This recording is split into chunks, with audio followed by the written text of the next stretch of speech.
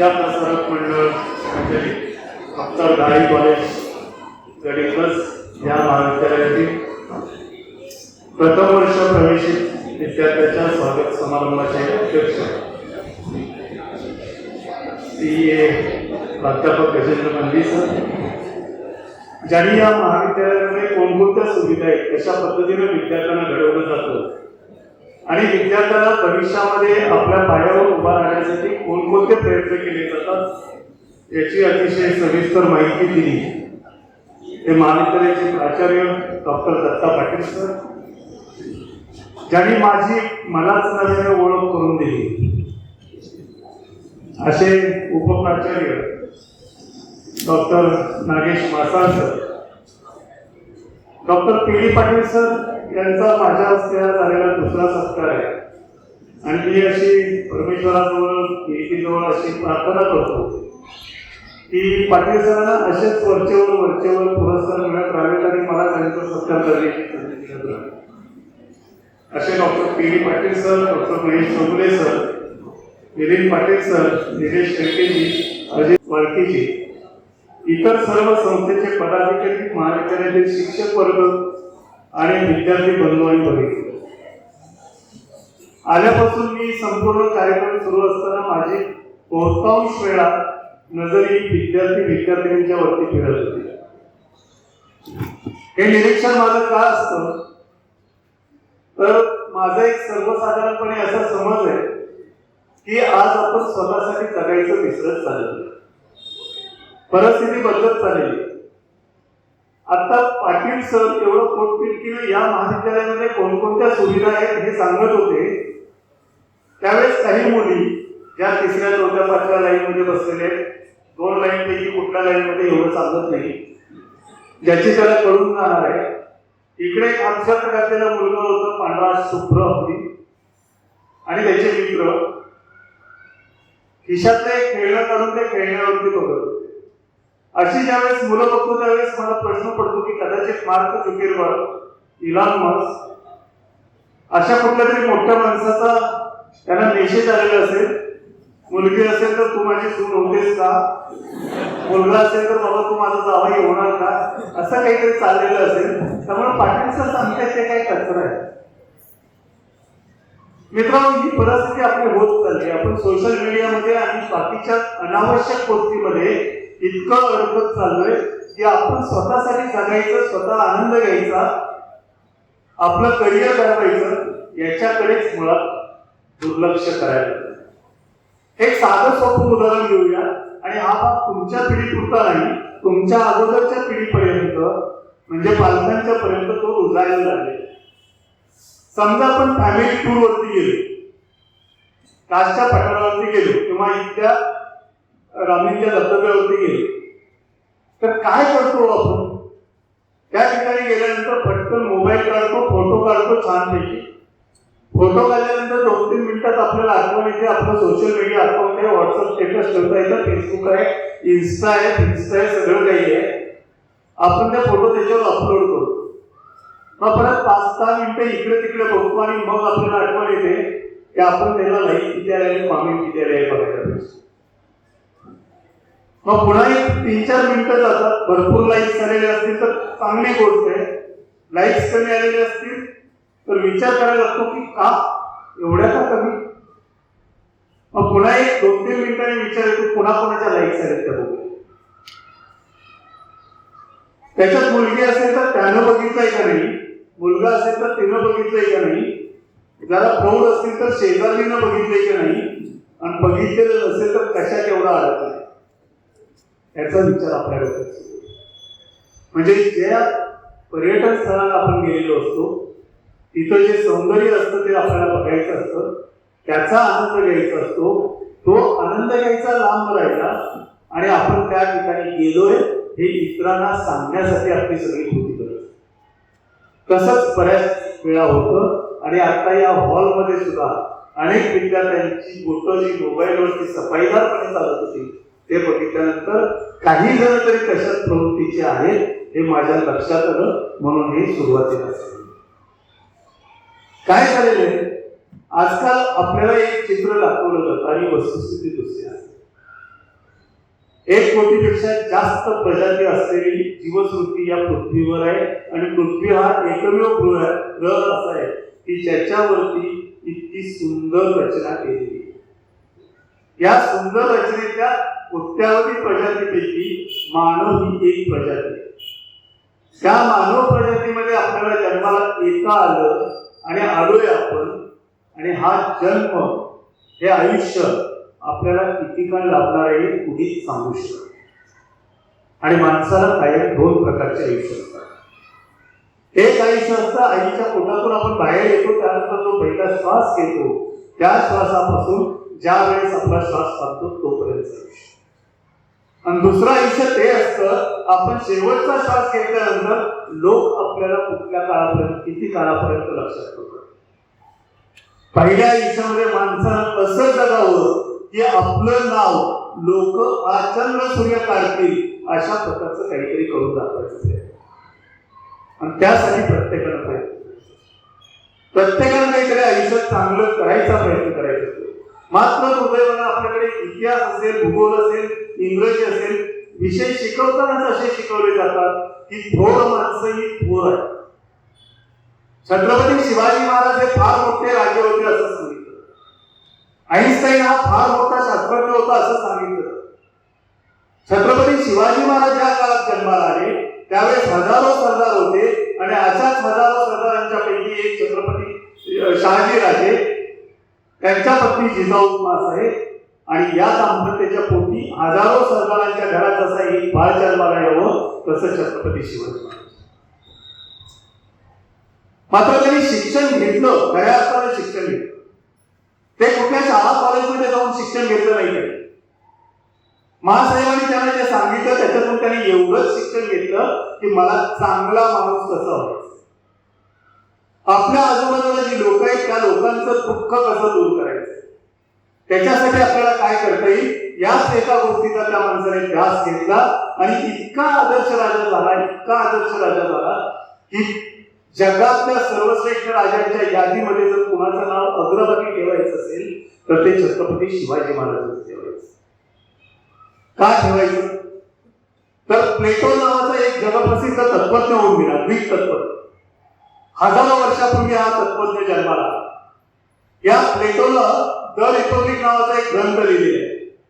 ग्रंथालयात ते पुस्तक असेल तर तुम्ही जरूर बघा. आणि मी म्हणतो की ते खरं की खोटं याची खात्री करा, किंवा लेक्चर संपल्यानंतर आपल्या गुगल गुरुला AI मोडमध्ये जाऊन विचारा, तो ते सांगतो की नाही ते बघा. या प्लेटोनं द रिपब्लिक नावाचा ग्रंथ लिहिला आणि त्या ग्रंथामध्ये रिपब्लिक राज्य कसं असावं याची एक संकल्पना आहे. त्या संकल्पनेमध्ये तो सांगतो की राजा आदर्श असला पाहिजे. राजा आदर्श असला पाहिजे म्हणजे कसा असला पाहिजे तर त्या राजानं कायम आपल्या प्रजेच्या कल्याणाचा आणि हिताचा विचार केला. प्रजेच्या हिताआड त्याच्या कुठलंही कार्य आत नाही.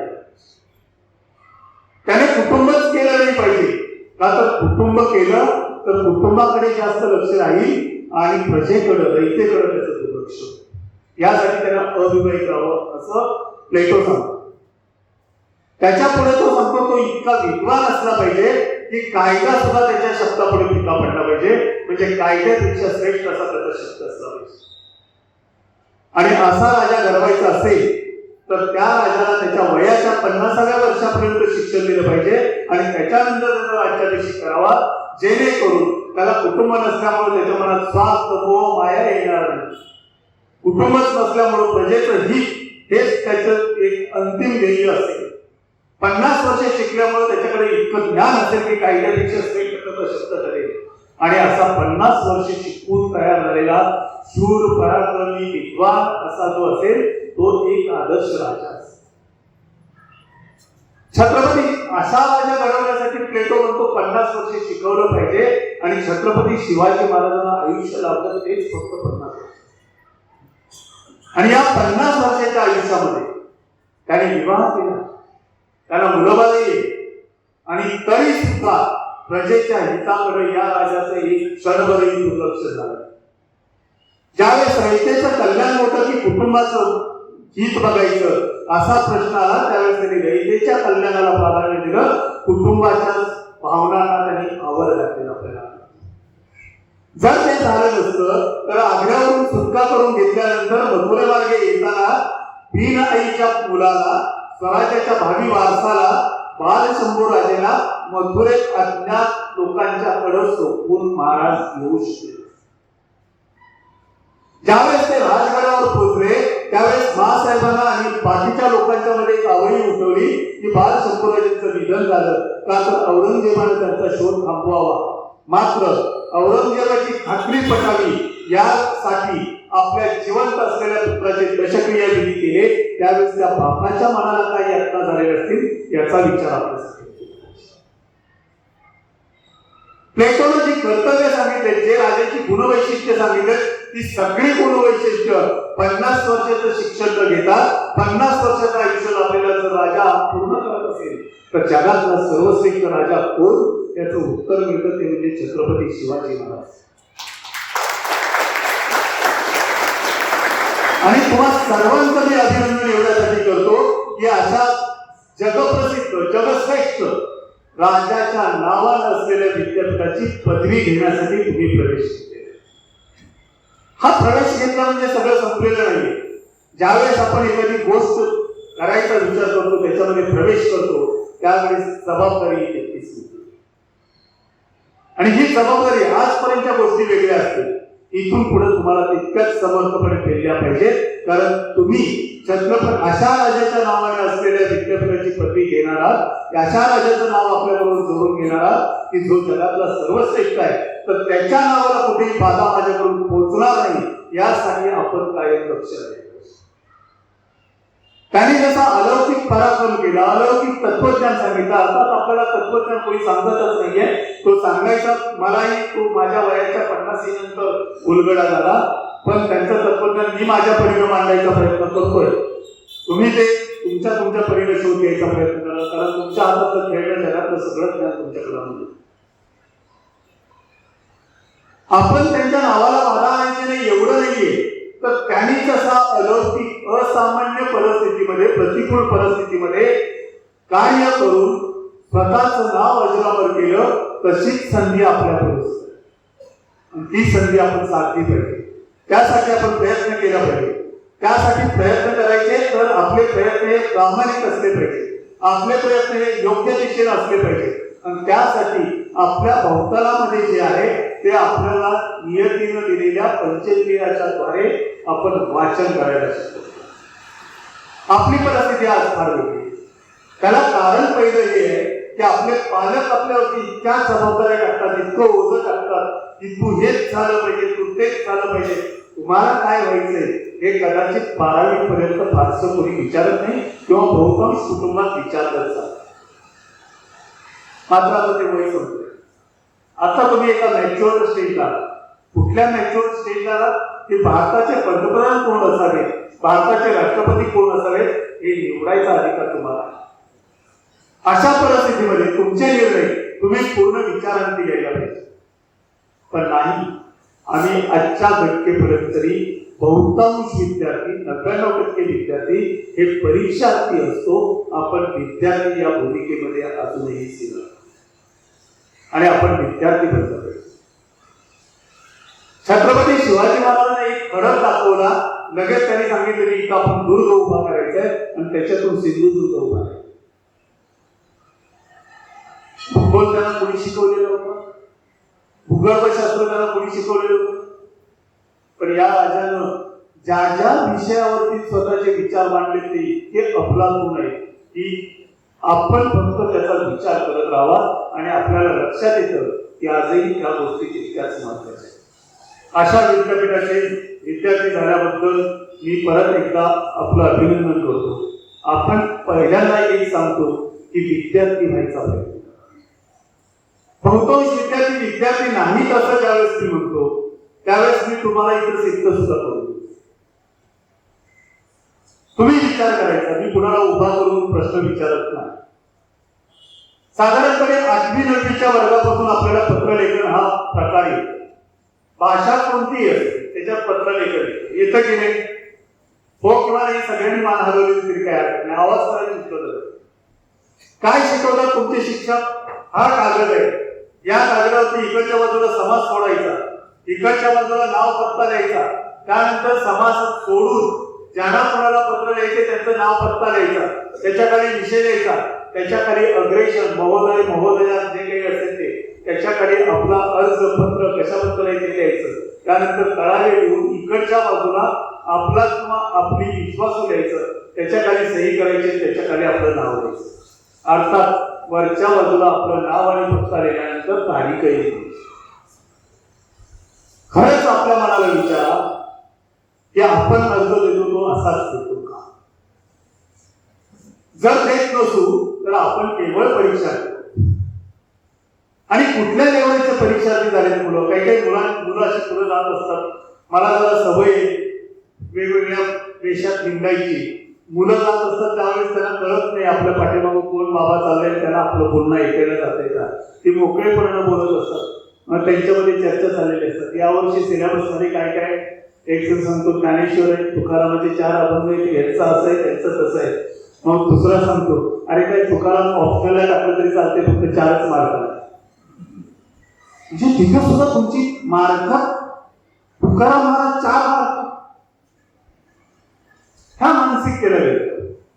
पत्र लेखनाचं एक उदाहरण, आपण शिकतो, आपल्याला शिकवलं जातं, वर्गाचे शिकवलं जातं, ते आपल्याला आयुष्यात वापरायचंय हेच बहुतांश विद्यार्थी विसरतात. त्यामुळे ते परीक्षार्थी बनतात, ते विद्यार्थी. हा बदल तुम्ही तुमच्या काळात. आणि हे बदल करायच्या अगोदर सर्व विद्यार्थ्यांना एक नम्र विनंती. ती विनंती अशी आहे की आज तुम्ही फर्स्ट इयरला तुम्ही आजच ठरवा की तुम्हाला काय करायचं. कॉम्पिटेटिव्ह एक्झाम देऊन, स्पर्धा परीक्षा देऊन तुम्हाला अधिकारी व्हायचंय, तुम्हाला शिक्षक व्हायचंय, तुम्हाला क्लर्क व्हायचंय, तुम्हाला एंटरप्रेन्योर व्हायचंय, उद्योजक व्हायचंय, काय व्हायचंय ते आज बंद केलं. जितका तुम्ही उशीर करत जाल तितकं ते तुम्हाला कठीण होईल. तुम्ही जे ध्येय ठरवलेलं असतं, बऱ्याच वेळा आपण ज्यावेळेस खूप मोठं ध्येय ठेवतो त्यावेळेस बाकीचे लोक आपल्याला मेहनत करायला सुरुवात. आणि खरं सांगायचं झालं तर वेळेच त्यांच्या आयुष्यात यशस्वी होतात. जे आपल्या ध्येयाप्रती वेगळे होतात तीच लोक आयुष्यात यशस्वी झालेली तुम्हाला. हे करत असताना कठीण परिस्थिती येईल, त्या कठीण परिस्थितीवर मात करायला ज्यावेळेस आपण लागू त्यावेळेस यश निश्चित आपल्याकडे येत असतो. हा मार्ग खूप कठीण असू शकतो, खूप कठीण असू शकतो. त्याच्यामध्ये अडथळे खूप येऊ शकतात, कष्ट खूप करावे लागतात. पण कष्ट घेतल्याखेरीज आणि अडथळे पार केल्याखेरीज यशाचं शिखर आपल्याला दिसतं. एक छान गोष्ट सांगतो, नाहीतर हे प्रवचन असंच चालत राहिलं तर तुम्हाला परत मोबाईल मध्ये जावं असतं. गडिंगलजच्या आजूबाजूला खेळ, तसंच एक खेळ होतं, सगळं खेळ होतं. त्या खेळाची पंचमंडळी एकत्र येतात आणि ठरवतात की आपल्या गावात इतकं सुंदर मंदिर बांधायचं की सगळ्या जगातले लोक ते बघायला येतात. गाव सदन होतं त्यामुळे वर्गणी करायला काही तोटाच नाही होत. मागितले पैसेच पैसे. जसं असं भाषांतराने शब्दांचं भांडार पुढं केलं, मलाच माझी ओळख नव्यानं व्हायला लागली, तसं त्यांनी धनाचं भांडार त्यांच्याकडे होतं, त्यांनी पैसे देणगे द्यायला सुरुवात केली. खूप पैसे जमा झाले. मग सुंदर मंदिर बांधायला घेतलं. मंदिर अतिशय देखणं उभा होत.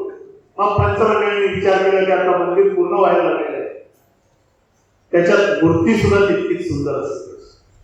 मग मूर्ती कुठून काढवायची, आणायची. मग ते पेपरला जाहिरात देतात की असं असं आमच्या गावात सुंदर मंदिर बांधलेलं आहे, त्या मंदिरामध्ये मूर्ती बसवायची आहे आणि त्याच्यासाठी 4 मूर्तिकारांनी आमच्याकडे अर्ज करावे. करतात अर्ज बरेच लोक. मग अगोदरच काम कुठं कुठं केले हे बघून पंचमंडळी एकत्र बसतात आणि त्याच्यातून 3 मूर्तिकारांची निवड करतात. त्यांच्या कारखान्याला हे पंचमंडळी भेट देतात, बघतात त्यांनी घडवलेल्या मूर्त्या कशा. मूर्त्या बघितल्यानंतर त्यांच्या लक्षात येतं की हे 3 जे मूर्तिकार आहेत त्यांचे खरंच कामं चांगले आहेत. आपण त्यांना सांगूया की तुम्ही आमच्या गावात या, राहा. तुम्ही जेवढा काळ ते मूर्ती घडवण्याचं काम कराल तितका काळ आमचं गाव तुमच्या खाण्यात पिण्याची व्यवस्था करेल. तुम्हाला काही प्रमाणात जास्त पैसे पण देईल. मात्र तुमच्या तिघापैकी ज्याची मूर्ती खरोखरच जिवंत वाटेल त्याचीच मूर्ती आम्ही निवडणार आणि त्या मंदिरामध्ये प्रतिष्ठापना करणार. बाकीच्या लोकांना आम्ही मजुरीचे पैसे. तिघही तयार होत येतात. गावामध्ये त्यांना तात्पुरत्या झोपड्यात तयार करून दिले जातात. ते सांगतात त्या पद्धतीने त्या डोंगरातला का दगड आणून दिला जातो, मूर्तिकार मूर्ती घडवायचं काम करायला सुरुवात करतो. त्या गावाचा एक मुलगा लांब शहरात शिकायला गेलेला असतो, तो एकदा गावात येतो आणि तो बघतो गावाच्या वेळेत 3 नवीन झोपड्या उभा आहेत. तो असा बघत जातो. बघता बघता पहिल्याला विचारतो की काय करतोस रे बाबा? तो सांगतो काय रे बाबा, तुला काही काम धंदा नाही का? पोटा पाण्याचा प्रश्न आहे, पोटासाठी काम करावं लागते, मी माझं काम करतो. दुसऱ्या मूर्तिकाराकडे जातो, त्याला विचारतो की काय करतोस? तो सांगतो काय नाही बाबा, इथलं मूर्ती घडवायचं काम मिळाले ते काम करतो. तिसऱ्या मूर्तिकाराकडे जातो, त्याला विचारतो की बाबा तू काय करतो? तो मूर्तिकार वरही बघत नाही, त्याला सांगतो पुढे जे सुंदर मंदिर बांधलेलं आहे ना त्याच्यात बसवण्यासाठी मी सुंदर मूर्ती करतो. काही दिवस जातात, त्या 3 मूर्तिकारांचं काम पूर्ण होतं. मूर्ती निवडायची वेळ येते, पंचमंडळी जातात, मूर्ती बघतात, त्यांना तिसऱ्या मूर्तिकाराची मूर्ती पसंत. त्या मूर्तीची प्रतिष्ठापना करायची, त्याच्यासाठी तर शुभमुहूर्त शोधला जातो. पण दुसरा मूर्तिकार जो असतो त्याच्या मनात वेगळेच विचार येतात. तो विचार करायला लागतो की हे जवळपास 2 लाखाचं बक्षीस देणार, त्यातले 1 लाख आपण 55 वाटले तर आपली मूर्ती निवडली तर आपल्याला 1 लाख मिळतील आणि 55 पण 20,000 होते. तो पहिल्या पंचाकडे जातो, त्याला म्हणतो की बाबा असं असं आपल्याला करायचं. म्हणतो तुला काही वेळ लागले का काय? त्याची मूर्ती कुठं, तुझी मूर्ती कुठं, तू काय बोलतोय? म्हणतो ठीक आहे, तुमचा विरोध असला तर असू द्या, अजून 4 आहे. 4कडे जातो, बाकीची 4 तयार होतात. 4 तयार होतात. लोकशाहीमध्ये बहुमताने निर्णय होतो. दुसऱ्या मूर्तिकाराची मूर्ती निवडली जाते, ती त्या मंदिरात बसवली जाते. पण जो पंच विरोध करणारा असतो त्याच्या मनामध्ये मात्र अस्वस्थता दाटून येते. तो त्या तिसऱ्या मूर्तिकाराकडे जातो आणि त्याला म्हणतो बाबा रे, तुझी मूर्ती खरंच खूप सुंदर आहे,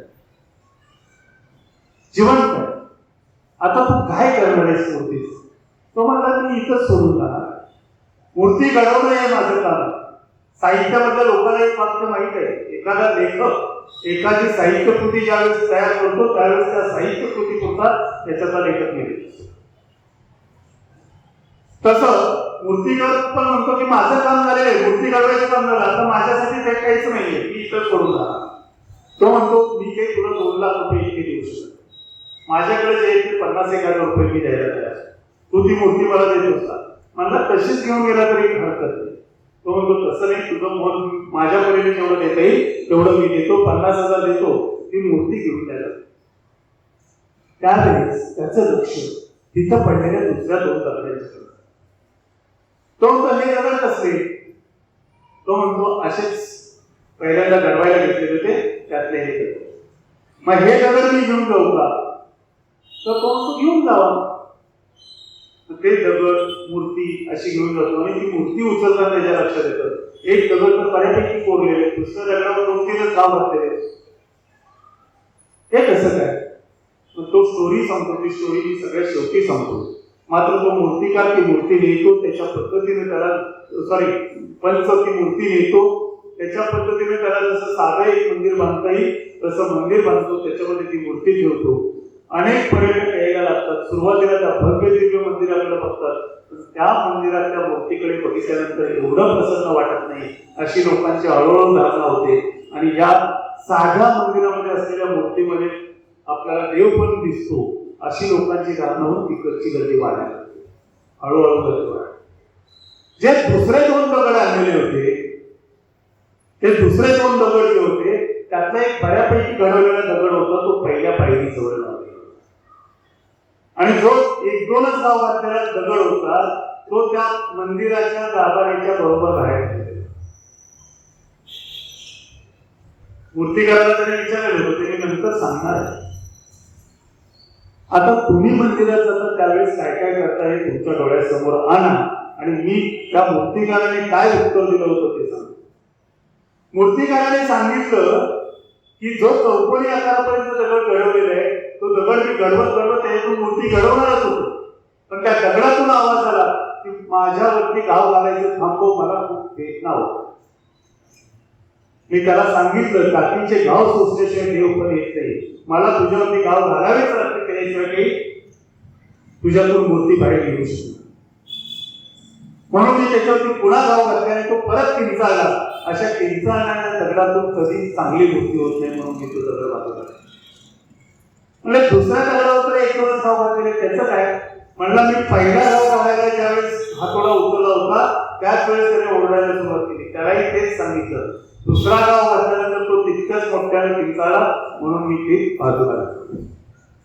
मी आता तुम्हाला इमॅजिन करायला सांगितलं होतं की तुम्ही मंदिरामध्ये गेल्यानंतर काय हातात पूजेचं ताट घेऊन आतमध्ये गेल्यानंतर ताटातला हार आपण त्या मूर्तीच्या गळ्यात घालतो, त्याच्या पायाशी फुलवा. नंतर परत आता त्या ताटामध्ये असलेला नारळ त्या मूर्तीभोवती ओवाळतो आणि बाहेर असलेल्या दगडाच्या डोक्यावर ठेवतो. आणि मंदिरात शिरतानाच आपल्या पायातली पादत्राणे पहिल्या पायरीवर सोड. आपण ठरवायचं आयुष्यभर गळ्यात हार घ्यायची परिस्थिती निर्माण करायची की आयुष्यभर नारळाचे घाव आपल्या डोक्यावर सोडायचे.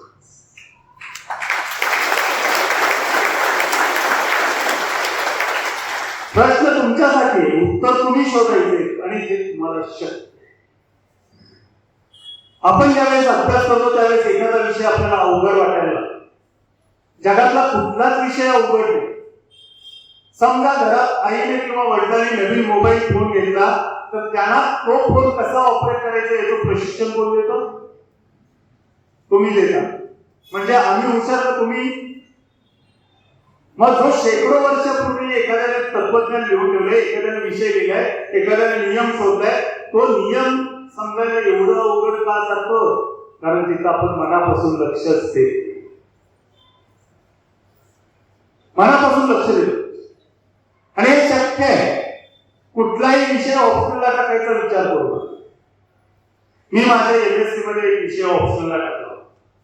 ऑप्शनला म्हणजे तसा ऑप्शनला नाही, समजून घ्यायचा नाही, पाठांतर करून त्याची उत्तरं द्यायची. फिजिक्स पर्यंत एक बरं असतं, डेरिव्हेशनचा विषय असतं की पाठ करायचा पूर्ण. पण कोरोनाच्या काळामध्ये मी तो विषय पुन्हा अभ्यास, केवळ एक लेख लिहायचं होतं म्हणून मी अभ्यासला आणि त्याच्यातली इक्वेशन्स जे आहेत ती इक्वेशन्स मला 2020 साठी करायला लागले. आत्ताच्या काळामध्ये विषय समजायला तुम्हाला अवघड काही नाही, फक्त तशा ज्ञानाच्या स्रोतापर्यंत तुम्ही पोहोचायला. थर्ड इयर फिजिक्सचं जर कोणी असेल तर आता आहे की नाही सिलेबस मध्ये ते पण मला माहिती नाही. मॅक्सवेल इक्वेशन नावाचा एक भाग आहे. तुमच्या शिक्षकांना विचारा की हे समजायला किती सोपं आहे, सांगतील. तर अवघड काहीच नसतं, अवघड वाटतं. पण ते अवघड जे वाटतं ते सुरुवातीपासून आपण प्रॅक्टिस मध्ये आणायचा प्रयत्न करायचा. आपण काय करतो, सोप्या सोप्या विषयांचा सुरुवातीपासून अभ्यास करायला सुरुवात करतो आणि अवघड विषय करू की उद्या, करू की उद्या, उद्या कधी संपत नाही आणि आपण त्या विषयाचा मनापासून अभ्यास कधी करत. त्यामुळे कठीण वाटायला सुरुवात. एक छान अशा 4 ओळी, त्या 4 ओळी तुम्ही लक्षात जर ठेवल्या आणि त्या दृष्टीने जर प्रयत्न केला तर मला वाटतं खरं अभ्यासाचं सूत्र सापडेल. पहिली गोष्ट, तो जो विषय तुम्हाला अवघड वाटतो त्या विषयाचा अभ्यास तुम्ही पहिल्या दिवसापासून सुरुवात करा. त्याचा सातत्याने सराव करा. छत्रपती शिवाजी महाराजांनी त्यांच्या शिक्षण विषयक विचारामध्ये हे सुद्धा सांगितले, विद्यार्थ्याला शिकवा, कसं शिकवा ते सगळं सांगितले आणि त्याच्यामध्ये त्यांनी सरावाचं महत्व सांगितले, जो आपण आता विसरतो. शिक्षक वर्गात शिकवतात, आपण त्या वहीमध्ये घेतले पॉइंट घेतो, नाहीतर ते तसंच ठेवतो. नंतर परत परीक्षा 1 महिन्यावरती आल्यानंतर सगळं शोधाशोध करायला असतो. सराव हा खूप महत्वाचा असतो. तर अवघड विषयाचा अभ्यास जर आपण सुरुवातीपासून करायला सुरुवात केली तर काय होतं ते त्या 4-5 ओळीमध्ये मी सांगणार आणि तेच यशस्वी होण्याचं सूत्र आहे. जे अवघड आहे ते सहज करायचा प्रयत्न करा आणि सहज करायचं असेल तर सराव त्याच्यामध्ये. अवघड ते सहज करा, सहज ते सुंदर करावं, सुंदर ते जतन करावं, जतन केलेलं वापरायला शिकावं. ज्या वेळेस आपण जे शिकतो ते वापरायला शिकतो त्यावेळेस आपल्याला यश हमखास मिळतं. आणि आपला लॅक्युना जो आहे, आपल्यामध्ये जो दोष राहतो तो त्याच टाकतो. आपण जे शिकतो ते दैनंदिन वापरायला शिकत नाही. ही आजच्या काळातली आपल्याला लावली गेली. तुम्ही तसे आहात असं मी बिलकुल म्हणत नाही. तुम्हाला ती सवय लावलेली असते. 10वी 12वीला मार्काचं जे तुमच्याकडून एक्सपेक्टेशन ठेवलं जातं, अपेक्षा ठेवल्या जातात, त्याच्यावरून ते तुमच्यावरती लादलेलं असतं. ते जर आता डोक्यावरून होतं. एकदा ध्येय निश्चित झालं, आपल्याला अभ्यास करायचा आहे, कसा अभ्यास करायचा हे निश्चित झालं की मग कधी कधी आपण पंचेंद्रिय आपली आंधळी बहिर्मुखी सुद्धा करायला शिकलो. कारण पाय ओढणारे खूप असतात. तुकाराम महाराजांनी सांगितलं निंदकाचे घर असावे शेजारी. छत्रपती शिवाजी महाराज सांगतात स्तुतीस तुम्हाला उधळणाऱ्या लोकांच्या पासून दूर राहा. आपल्याला दोन्ही गोष्टी सहजासहजी होतात. एखाद्यानं कौतुक केलं की छाती भरून येते. 35 इंची असते तरी 52 इंची 56 इंची म्हणत नाही. आपली छाती आहे असं वाटतं. पण या दोन गोष्टीचे एक शिवाजी महाराजांनी सांगितलेली की तुमची स्तुती करणाऱ्यांच्यापासून तुम्ही दूर राहा. आणि तुकाराम महाराज सांगतात की निंदकाचे घर असावे. या दोन्ही गोष्टी आपल्यापासून दूर. एखाद्या मैत्रिणीने जरा नावं ठेवली असा चढफाट होतो ना, कांठाळा येते ना. अरे कशाला? तिनं सांगितलं ते खरंच होतं, आपण खरंच चुकतोय का याचा विचार आपण करतो. ह्या गोष्टीसाठी आपण कधी कधी आंधळ बहिर मुक व्हायला शिकलं पाहिजे. कसं ते सांग, ते सुद्धा गोष्टीच्या होतं. ते कसंच गाव होतं. गावात खूप तरुण मुलं होती तुमच्यासाठी. आणि मग त्या तरुण मुलांच्या मध्ये एकदा शर्यत लावायची ठरवलं. शिडीला शिडी शिडीला शिडी शिडीला शिडी असं बांधत बांधत बांधत ते जवळपास 50-60 मीटर उंचीचा एक मनोरा असा तयार करतात. त्या मनोरावरती जो चढेल त्याला ते 50,000चं बक्षीस देतात. गावात कबड्डी खेळणारे, खो खो खेळणारे, उडुकू खेळणारे, उन्हाळक्या करणारे सगळी पोरं तिथे येतात. काय त्याला अवघड आहे, मी चढून दाखवतो की चढायला एक एक एक जण सुरुवात करतो. पहिला आवाज आईचाच येतो, बाळा रे जरा जपून, बाळा रे जरा जपून. मग गावातले सांगतात हा काय शहाणा, ह्याला उन्हाळ्यात करण्याशिवाय काही जमलंय का, हा काय चालायचंय. तिसरा आणखी काहीतरी म्हणतो, चौथा काहीतरी म्हणतो. ह्या प्रत्येकाच्या बोलण्याकडे आपलं लक्ष द्यायला सुरुवात होते. आपलं लक्ष विचलित होतं आणि आपण खाली यायला सुरुवात होते. काही 10, 20, 50 पोरं जी गावातली असतात ती सगळी मुलं 15, 20, 30 मीटर पर्यंत जातात आणि खाली येतात. मग सगळ्या शेवटी एक येतो. तो पट पट पट पट पट पट चढत वर जातो. सगळे त्यालाही बोलत असतात, कुणीच काही त्याला बोलत नाही. तो कुणालाच काही रिप्लाय देत नाही, कुणाकडे बघत पण नाही. तो शेवटी वरच्या टोकावर जातो. 50,000चं बक्षीस. मग लोकल वाहिन्या, टीव्ही चॅनल्स, त्या फॅन वगैरे सगळ्या तिथं आलेले असतात. ते शूटिंग करायला ते शूटिंग करतात आणि त्याला विचारतात. तो काहीच उत्तर देत नाही. तो फक्त आईकडे बोट जातो. मग त्या कॅमेरामनचा आईकडे मोरा होतो. आई पुढे जातात. सगळे माईक वगैरे ठेवले जातात. कॅमेरे आईवरची फोकस. आणि आईला विचारतात की तुमचा मुलगा जिंकला, तुम्हाला कसं काय वाटतं. आई म्हणजे खूप छान वाटतं. मग तुमच्या मुलाच्या यशाचं रहस्य काय. आई म्हणजे माझा मुलगा बहिरा आहे, त्याला काहीच ऐकायचं. आपलं यश निश्चित झालं तर बाकीच्यांच्या टीकेकडं, बाकीच्यांच्या वाईट बोलण्याकडं, बाकीच्यांच्या पाय ओढण्याकडं आपण दुर्लक्ष करायचं. अतिशहाणा म्हणत असेल दुर्लक्ष करा. शिक्षकांच्याकडे शंका विचारायला जायला कधीच लाज पाडतो. आजच्या काळामध्ये फार फार मोठा गॅप वाढत चाललाय. अर्थात शिक्षकांच्यावरती आम्ही कामं इतकी टाकलेली आहे की त्यांनी सरपासून मतदानापासून सगळ्या प्रकारची कामं करायची. न्याय काय, येणार सगळं सगळं सगळं त्यांच्याकडे होतं. त्याच्यातून तुम्हाला घडवायचं काम करायचं. यावेळेस मला यायला सांगितलं सर तिथं भेटलेले म्हणून लगेचच कट्टू होऊन बाजूला सरकायचं काम कधी करायचं.